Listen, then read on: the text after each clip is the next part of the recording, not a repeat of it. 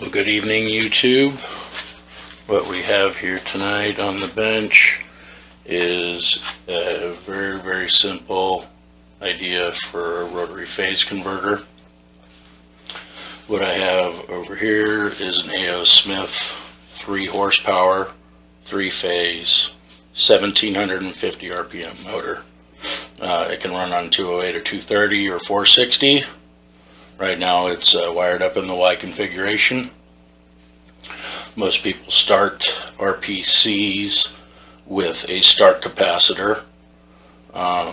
After messing around for quite a while with these motors and stuff, I figured out a way to omit the starting capacitor and start an idler motor which has no load on it with single phase power by using 60 microfarads of capacitance. These are run capacitors. I didn't have a 60 microfarad run capacitor in the single package, so I had to take 2 capacitors and ran them in parallel to get the generated leg. It's fed by single phase power. The circuit's 30 amps. I put a little breaker on here to prevent any overload, but we aren't going to see anywhere near the voltage or amperage problems or anything with this motor. These 2 run capacitors end up balancing this particular setup within 5%.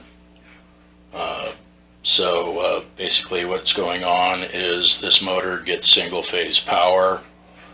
One side of the capacitors is getting the charge from leg 2 going through the capacitors and feeding into leg 3. This kind of makes a generated leg inside of the motor usable for starting other motors. This motor right here is a Dayton 3-phase motor. It is capable of running on 200 volts, 240 volts, 480 volts by the nameplate. This right now is wired up in Delta, which is generally the high speed, high voltage windings. I'm actually using this Y circuit in order to start a Delta motor in the lower voltage input, and we'll show you what's going on here right now. So we're going to fire this thing up. There's a moment of lag when it first fires off. I don't know if it shows up on camera, but one of our supplied phases right now is 243 volts. The missing phase, the generated phase, is 235 volts. The remaining phase is 255 volts. The capacitors raise the voltage just a little bit. These capacitors are rated for 370 volts. I would recommend doing the same, just because we're at the upper limit of a 250 volt rating, but a 270 volt rating or a 370 volt rating would be just fine for those capacitors. So what we're going to do here is we're going to manually start this Delta motor. Contactors here just to isolate. But as you can see, the motor fires right off, even though it's in Delta. And the voltage is still showing the supplied volts as 243 on one leg, 231, and 251.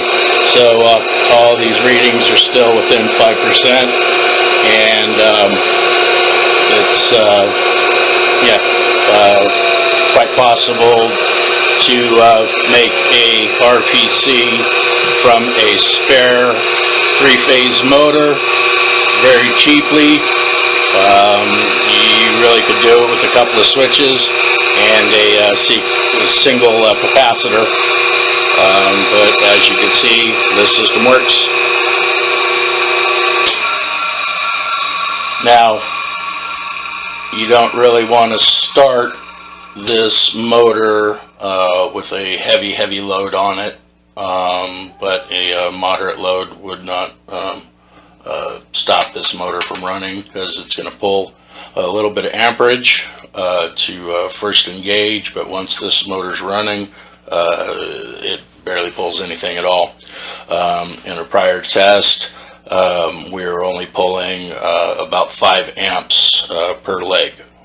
So that's with both of these motors running. So we're talking about 6 horsepower was running on less than 10 amps. So it's efficient enough to power up other things that need 3-phase power. This motor right here would be representative of a lathe or a drill press or a milling machine, anything that doesn't have huge power demands. But as you can see, I started a 3-phase motor with a 3-phase RPC. So it's completely possible to do it. This motor is not appreciably warm. Neither is this one. This one's actually ice cold. There's a million ways to skin a cat. Just keep that in mind when you listen to this.